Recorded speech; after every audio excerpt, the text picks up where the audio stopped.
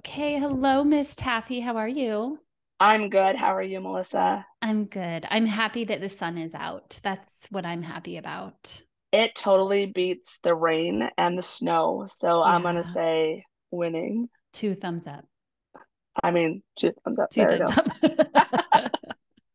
up. Okay. So Taffy, can you, before we start, just introduce yourself to our Yep. listeners?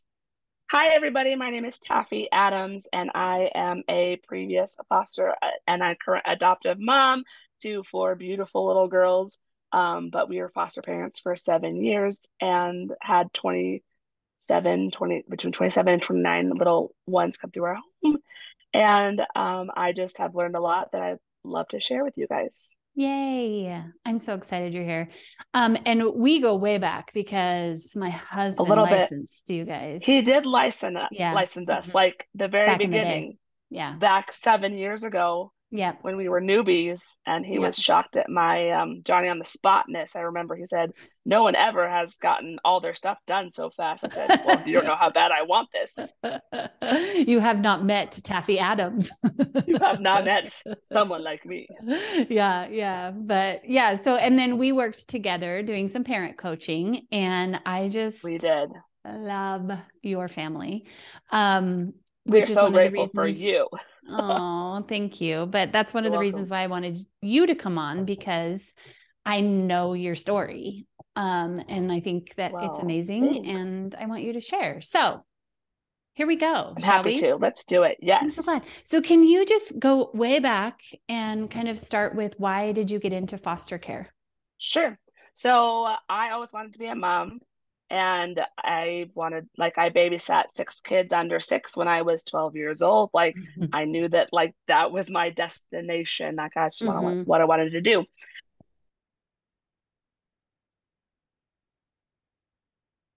Oh no, you're frozen. Frozen. Okay, now are we Okay. better now? Yep, we're better now. Okay, so Going back to meeting my husband, Ryan, he had three boys from a previous relationship, and that was great. Like, I loved being a bonus mom. There was no step involved because our older two boys' mom was not in the picture, and then we parented decently enough with the youngest's mom. hmm So it was fun and great, but like I wanted to experience being a mom, like a hmm biological mom and all the things. yeah. So we tried for a really long time. I don't hmm exactly remember because it was so long ago, but we're hmm unable to have children. So we went through all of the doctor stuff to get to have children, mm IVF, IUI, Oh, donor wow. sperm, all the things did not work. I Oh mean, we my made beautiful gosh. embryos, but those Yeah. embryos did not like my womb for some reason, Oh, which is very disheartening when you know yeah. that your job is to like have babies and be a Yeah. mom. Like that's what you were created to do. And so that put kind of a strain on our relationship a little bit because hmm I felt like I was not doing enough and he was mm felt like he was not being enough. And so we took a break and we're like, okay, well, I guess I'm just gonna be happy with the three children that we have.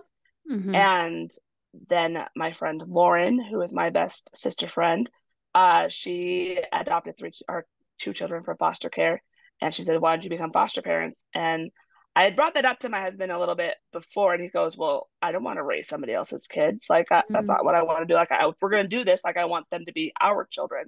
mm And so I'm like, okay, well, he's never going to go for it. But something changed his heart because Sure. when I brought it up again, he was like, all right, let's do this. Let's grow Yeah. our family through foster care. Now that's very important. Very that is a very important statement because that is not what foster care is for. Yeah. Little did I know that's not what Yeah. foster care is for. Yeah. We went into it in hopes of growing our family through adoption. Yeah. And only So that. that and only that, like that was our Yeah. goal, that was our Yeah. interest, that was our purpose. We only wanted girls and we only wanted to take babies because we had three boys. So we only want to have that girl time and we only wanted to take babies. hmm Okay. So that is the backstory on why we became into foster care. Okay. And unfortunately, I think that most people go into foster care with that outlook Yeah. and they don't really understand the whole purpose and the your job as a foster parent. Yeah. Yeah. So tell me about that. Like, how did you, because I know that you don't think that way any longer. That's correct. Yep. But can you kind of just walk us through that transition for you? Like, how did you get from then to where you are now? Lots of tears and lots of Mm-hmm. heartbreak. Mm-hmm. So our first placement was a little 2-month-old baby girl. And immediately, like the minute we picked her up, like, oh, she's 9. Yeah. But her case was really rough. And we ended up taking her biological sister 3 months Mm-hmm. later. And that was really rough. And then through the roller coaster of that, we did end up adopting them. Let me just Yeah. preface with that. So I didn't learn it in that scenario. But Okay. then moving on, we had a medically complex little boy who we loved, and like we went through hell for him. And then the state said, well, he has a second cousin in Georgia that we're going to move him to. And Mm-hmm. that really was hard for me because I'm like, well, he's with us. Like, we got him through his G tube, we got him through his surgeries, we did all this Mm-hmm. stuff. Like, we're his family. Why would you move this baby to be with a second cousin that's half a country away when he's got a Yeah. family right here? And through that, the social worker had me facilitate the visits between the family member and the baby. And Okay. through doing that and getting a relationship with the family, like Yeah. we became really good friends. And so then I'm like, okay, yeah, he needs to go to her because Yeah. that's a good connection to keep. Yeah. And so we end up being friends. Every time she comes to Spokane, she visits us. She That's cool. keeps us updated on him. Yeah. We're Facebook friends, all the things. So that started changing our mind as to what our job was. Yeah. And then when we had a couple more short-term placements, it seems that short-term placements are easier on our mind and our hearts because we know that they're Yeah. not going to be here for very long. Um, Yeah, if you know that from the get-go, it makes it if you're, easy. yeah, yeah, absolutely. But if it's that like, oh, this might be a permanent placement. Right. Then you latch on and you don't ever Yeah. want to let go because you're like, Yeah. well, I'm doing so much better. Yeah. Um, Yeah. so then we had some long-term. So, okay, let me back up a little bit. So then our 5-year-old came into our home straight from the hospital. She Hmm. was born early. We went through so much medical stuff with her. There was no parental involvement. So we're like, okay, well, this is a totally different type of Yeah. situation. Um, a year and 1 day later, she has a brother born. And so we get him, still no parental involvement. Like, mom literally just went to have the baby and then left again. Okay. So 6 months after that, dad shows up. Okay. And so we're like, okay, now what's going to happen? Like, we've had this Hmm. year and a half with just them. What's going to happen now? Dad works really hard. I'm so proud of him, actually. Like, Mm. he does what he needs to do. And I'm so thankful that he chose to only work on getting the baby brother back because it would have been so hard for me. Hmm. But I say all that to say he worked what he needed to do. He got the baby brother back, and he treats us so respectfully and kindly, Hmm. and that is so reciprocated that it shows me like you can have a great relationship with Hmm. families, like the biological families, even if you don't have all the children. Yeah. If So you you have a have a child, real you have a relationship with him even now today. yes, it's a very platonic one. It's Yeah. through Facebook. I Yeah. send him pictures. I tell him about Everly. He tells me about the baby brother and he sends me pictures, and it's great. So Yeah. that solidified it even more. Like, our job is to love these children as much as we can for as long as we get to, but they're never really ours Yeah. Yeah. until the judge says the adoption is final. Yeah. But and I'm hearing you say though, even after adoption, there you're not just like, okay, you're mine now and only mine. You're still, you know, For the most part, for most, like, we have 3 biological families, and he's the only one that we have a relationship with. yeah. Um, But you know how to the other, contact the others correct, if, right? yes. Okay. If there was a question for the kids, or if they reached out and asked anything, I'd happily tell them. Like, I Yeah. don't have a problem sharing information. Um, so my mindset changed with him. Then we had a Yeah. few relative place or kiddos that went to relatives that the Okay. state kind of just lollygagged on. And Yeah. then I was able to advocate saying there's relatives available. Why are we not pushing them to the relatives? Like, what is taking so long? So you kind of go from their mind to, Yeah. okay, we can have a joint relationship with the said child to, well, there's family that needs to have them because they need to bond and be with their people. So Yeah. it's cool to watch that evolution happen. Did you recognize that within yourself, or is it kind of like hindsight? Like you look back and you're like, oh gosh, yeah, look at how I grew so much during that. Or was it really like you were very mindful of growth I think it and changed because my whole outlook changed. And so yeah, after Everly, our 5-year-old, we started going into placements with, okay, how can we help keep them safe and get them to what they need to do? But how can we also advocate for them to, if there is people who need to have them or want to have them, or, their people, how do we help facilitate that with the state to get them where they need to go? yeah. And being able to, like, I'm just loving hearing all the different connections, like the kiddo that went to the relative in Georgia, Hmm. you're still connected to him, Yeah, and vice versa. It's like just because they've moved on to another family doesn't mean that as the adults you guys are just like cutting each other out. right. The other two little guys that went to relatives, I'm friends, like literal friends. Uh, do you remember the foster parent getaway that you talked at this past summer Oh at yeah. for Yeah, Embrace, yeah. Washington? Yeah. So I literally went and roommated with one of my Oh little my god. guys' adoptive mom. Like I invited her. She's Yeah. my friend. And so that Oh. was really cool. And then the last little guy that we had that went to relatives, um, they invited me to his adoption via Zoom, and I was able to speak at his adoption.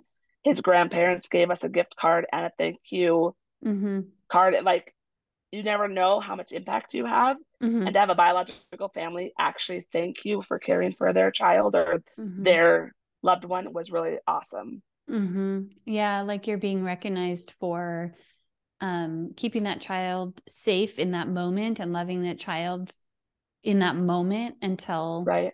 the And ultimate, just like, advocating for them. Like, we pushed yeah, so hard for him to go because they're only little for so long. And if you drag it out, they're going to have to work harder at attachment and harder at all the things. yeah, Whereas if you're Johnny on the spot and you know that something's available, you should just do it.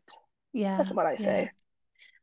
So now let's talk to Taffy from what, 7, 8 years ago, Yeah. right?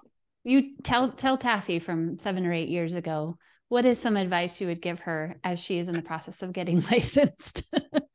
You're funny because I did get this opportunity. My youngest has a little brother. We chose to not take placement of him. Mm-hmm. And I spoke to the foster mom who was like a spitting image of Taffy 7 years Mm-hmm. ago saying, Mm-hmm. I love him so much. We're going to keep him, la, la, la, Mm, la. I would say, love him as much as you can for as long as you can. But don't look at the future because that is always an unknown. And if you keep mm-hmm. looking towards the future, you're going to stress yourself out, then you're Mm-hmm. going to cause yourself unneeded worry and you're going to put your own stress on yourself, your caseworker, the Mm-hmm. bio parents, the child. You're just going to mess everything up. Yeah, Just be in yeah, the moment and enjoy being able to be part of their lives forever, however long you get to be a part of their lives. yeah. Well, and then, so we know you've adopted 4 kiddos. We did. So now, life is just great and you've adopted and it's just like, Lies. right? So tell You're me about full of that, lies. right? No one ever prepares you for trauma as they grow. No one ever Mm-hmm. prepares you for drug affected children as they grow. No one ever prepares you for this life. I Mm-hmm. mean, everybody wants these cute babies Mm-hmm. and they're cute and squishy. And I tell everyone I know what to do with a drug affected baby. Give me a drug affected baby and it's easy. Mm-hmm. It's just easy. When they can't talk back to you and they can't voice their own opinions or their own anger, it's easy. Mm-hmm. It gets hard. My 8-year-old is hard. Yeah. My 5-year-old is hard. And it just takes a lot more work than a drug affected baby, Yeah. Yeah. which you would Well, never think. Right. Well, and I think that's another one of the misconceptions is everybody wants to adopt the babies, but they don't think about like, okay, but babies can experience trauma too. Even if you adopt from birth, 100%. there's still I have people trauma. telling me that, well, they've been in your home their whole life, so there's nothing, no trauma. Um, Wrong.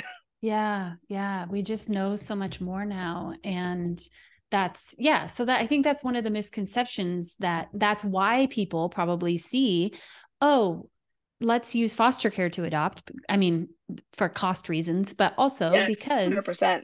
we know that there's babies that need placements, but that doesn't mean every baby needs Always. to be adopted. Right. And not every baby needs to be in your home. Like, not every baby is a perfect fit. Like, Mm-hmm. there are some medically challenging babies, and I'm thankful that we have the skills and the time to do that. But not everyone can take a baby who needs a G tube. Yeah, yeah. And I think knowing that drug affected babies, trauma, babies that come from trauma do have exceptional needs oftentimes. I tell my husband, I wish there was like a study that does how you take babies from foster care and how many of those babies have dairy allergies or feeding issues Mm-hmm. or um whatever the case may be. Like, there's a lot of things that come from that, and or my kids have dairy allergies, which I'm Mm-hmm. shocked about, Yeah, things of that yeah, nature. yeah. Well, and hearing you say that too, like we even don't ever think about like, um, you get a baby and you don't know when they grow up that they are going to have maybe a dairy allergy or a diagnosis or a mental health issue or things like Right. that. That listen, if you're adopting, we're committing for life. This is Forever. right forever, and so we don't get to just say, "Oh, this is getting hard now. I'm going to throw in the towel." No, Um, and that baffles my and why brain that would people do we? that. Yeah. No, So tell there are me. children. Oh, go ahead. Oh, I just saying there are children. Like, if we birth them, we wouldn't throw in the towel with a diagnosis or an issue. So Mm-hmm. why are we so quick to, when we adopt them? Mm-hmm. Seems Yeah. like So they're expendable. tell me about because it is hard the older that they get if they have. Oh, I mean, kids are hard in general sometimes, but then Yes. we add on to that trauma and risk factors and Yes. things that they've experienced. So, what did you guys do to um, face the hard of parenting? Cry a lot. There's a lot Okay. of crying that happens. Yeah. A lot of self-doubt and Yeah. wondering, what did I sign up for? A Mm-hmm. lot of, and let me also back up and say, like, I love my children, so don't misconstrue what I'm saying Absolutely. for that I don't want to be their mom, don't love them, don't want to do everything to protect them or advocate for them. But the real life is that I'm human, and you can only get screamed that I hate you and I want to kill you so many times by an 8-year-old Yeah. before you start saying, what am I doing wrong? Yeah. Yeah. It breaks you down. It's so hard. Like, we raised 3 boys. We raised boys, and we had none of these issues. Mm-hmm. I was like, oh, I know how to raise kids. I Yeah. I did that.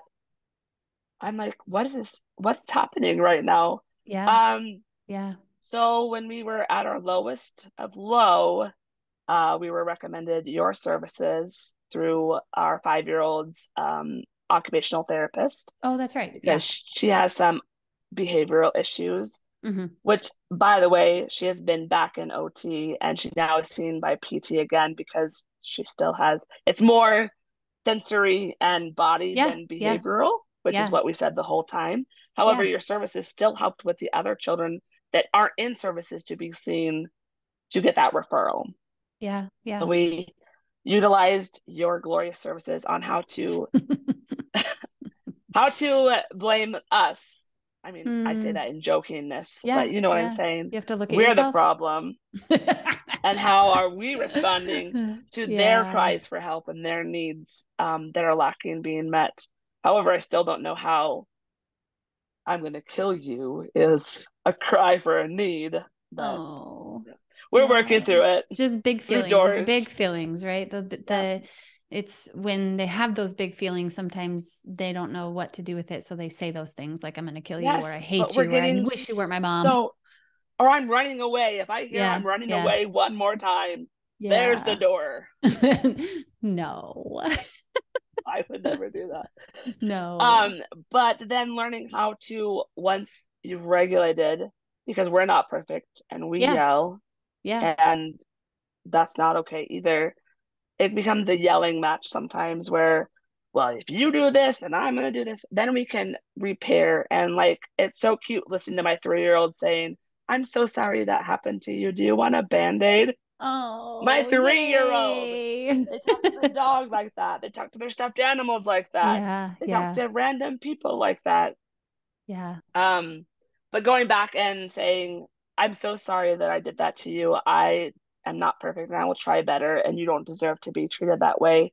And then they will often initiate too the repairing before I'm even ready to Hmm. repair. I will Yeah. say, it's not time yet. I'm not there yet. I love Hmm. you, but I will come to you when I'm ready. Yeah. Yeah. That's okay. So Right. just tools in Yeah. your toolbox to help you navigate situations. Totally. So that took someone from the outside, so the occupational therapist, Yep. to point out to you, hey, I it can't help looks her like, anymore. It's more behavioral. yeah. Did you feel like you were feeling that already and that was just kind of like open the door for you, or were you just so much in the fire that you were just like in survival? It was so much in the fire that was survival. Like Yeah. she has been hard forever. We called her a pterodactyl. All she did was scream as a baby. Hmm. And so I'm like, okay, well, I'm not quite sure what to do. I'm pretty sure it's sensory. Like I don't feel like it's behavioral. When I hear behavioral, I'm like thinking of bad kids and like hooligans and all the things when you hear a Mm-hmm. behavioral need. So I'm like, it's not really behavioral. I think it's more sensory. Little did we know that she's recently been evaluated for autism. So I Mm-hmm. mean, I think we knew in the back of our heads, but now it's Mm-hmm. like happening. Mm-hmm. So I think it's mostly survival. The long Yeah. answer is survival. Yeah. Yeah. And so then when the OT said to you, hey, would you be interested in looking at, behaviors and parent coaching? Do you want my honest Yeah, answer? I do. It was like, I don't want somebody coming into my home telling me what to do. Yeah. Like, I don't need somebody coming in pointing out all my flaws, pointing out my parenting things, my kids' elaborate stories. What are they going to tell her? Yeah. I roll in my eyes and I'm like, yeah, I'll do that. Sure. Yeah. Yeah. But then So I was there's like, fear. There was lots of fear for you. yes, Yeah. Uh-huh. there is fear coming in, Mm-hmm. having a professional coming in because I did parent I don't know what it's called. Help me out here. Where you sit in a room TCIT. and play. Yep. Sit in a room and play with your child while they tell you what to do. And it was dumb. It's definitely different than what I do, isn't it? I know, but you have that in your brain that that's what you're going to I get into. know. And I'm like, I I know. did that. And it's stupid. And I'm not going to have someone say, oh, let them win. Let them dictate the whole conversation. Yeah. Let them, I mean, yes, you took pieces of that. I'm not saying that we didn't learn about that with you, but Yeah. having someone in your ear telling you how to play with your child Yeah. and then seeing no results from said Yeah. therapy. Yeah. Yeah. Yeah. So yeah, That you're nothing like that. well, thank you. You're welcome. I do think I think what I'm trying to get at is that is a common fear is Yes. if I actually say that I want someone to come help, then am I going to be judged? And are they Yeah. going, and especially because you did have an experience already where you felt like somebody was scripting for you what you should or shouldn't say, but then Yeah. not seeing results. And Right. so I think that's where would I just love your story because you are an example of how you were afraid. And you even told me that the first time we met, Yeah. or maybe even it was My on the phone before we armpits were met. sweating Yeah. because the kids were acting like hooligans. And I'm like, They this is my were life. fine. This is, But this is but then to be able to just still step into it and know like, yeah, okay, how is it going to get worse at this point? Let's just try it this. can't. Right? And by the end of it, not only did we get gold stars because we transformed our family, thank you very much. But my armpits weren't sweating and I Yes. was like responding better and it was just less chaotic when you came to our Yeah. home, like versus pure and utter chaos the first Hmm. day. Mm-hmm. Do you feel like there's a difference between like going to, like the other service that you had, you went to the agency.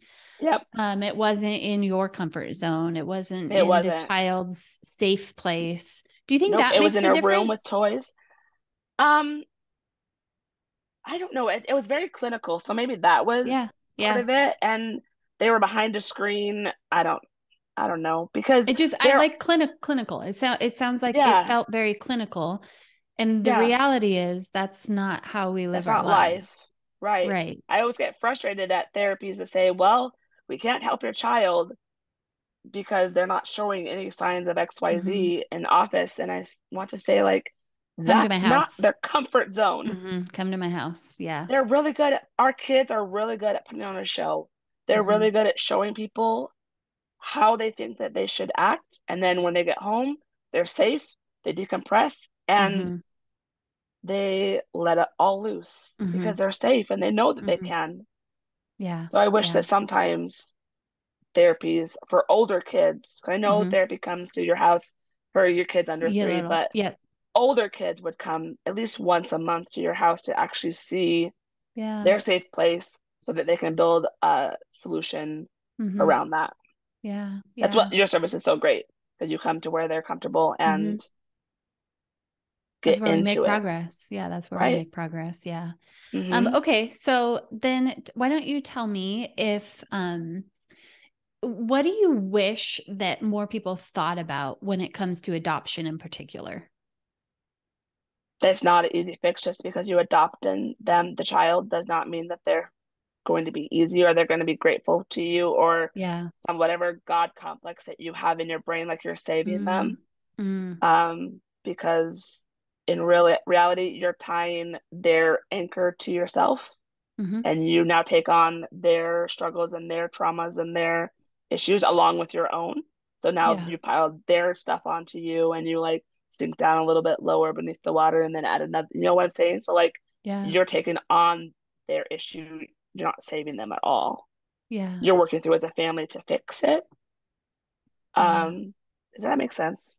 Yeah. Like I think that is a misconception, is even in, I think I see it more in the church world Yeah. of, let's adopt to save these children. But the reality is we're not saving them. We're No. just helping them heal. And we're Right. providing a safe place for them, Yep. a home. But another thing is really hard to for my brain to comprehend is you have people that are like, I could never do what you do. Why? Like, Yeah. why couldn't you let your heart break so that a child can feel secure and safe and attachment and love? Like, Hmm. why could you never give the child back? Like, that's your job to like love them For as long and as you're be their supposed to. person. Hmm. Yeah.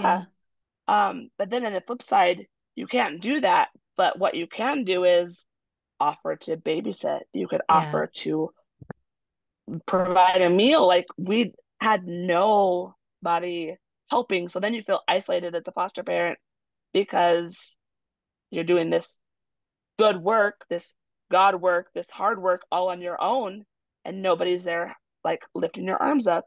They're saying, good job on the sidelines. Well, your Yeah. job on the sidelines does nothing.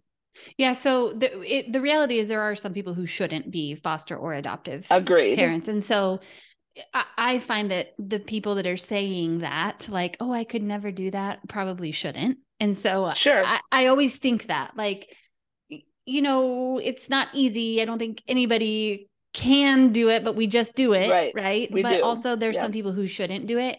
But there's still ways to help without fostering or adopting. And Yeah. so you've alluded to a few, but what are some ways that people can help support those who are doing this hard, beautiful, messy work?